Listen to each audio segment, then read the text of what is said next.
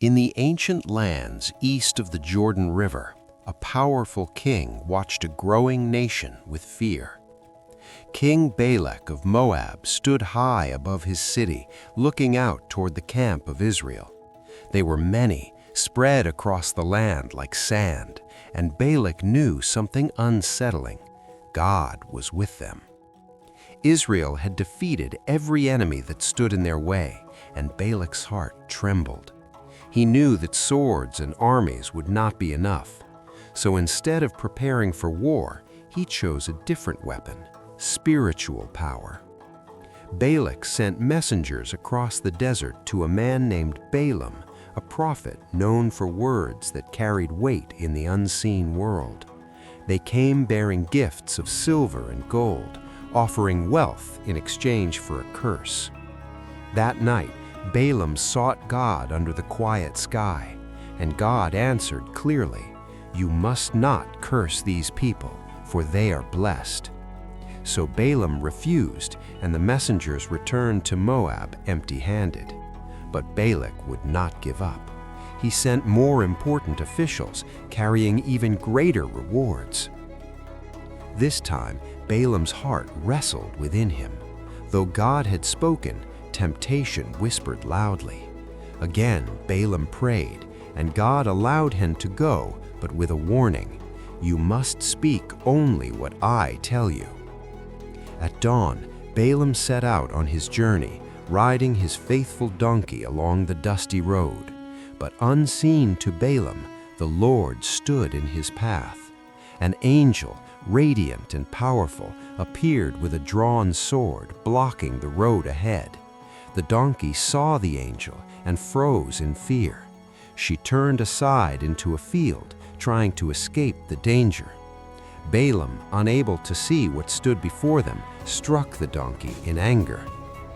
Once again, the angel stood in the way, this time on a narrow path between stone walls. The donkey pressed close to the wall, crushing Balaam's foot, and again Balaam struck her.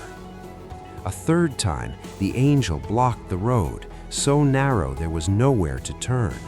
The donkey collapsed beneath Balaam, refusing to move forward. Blinded by rage, Balaam lifted his staff, and then something impossible happened.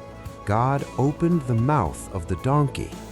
In a calm and gentle voice, she spoke, "What have I done to you that you have struck me these 3 times?" Astonishingly, Balaam answered, arguing with the donkey as if nothing were strange. But she replied again, faithfully reminding him, "Have I ever treated you this way before?" Suddenly, Balaam fell silent, and God opened his eyes. Before him stood the angel of the Lord, sword blazing with divine fire. The angel spoke with authority, "Your donkey saved your life. If she had not turned aside, I would have struck you down." Trembling, Balaam fell face down in repentance.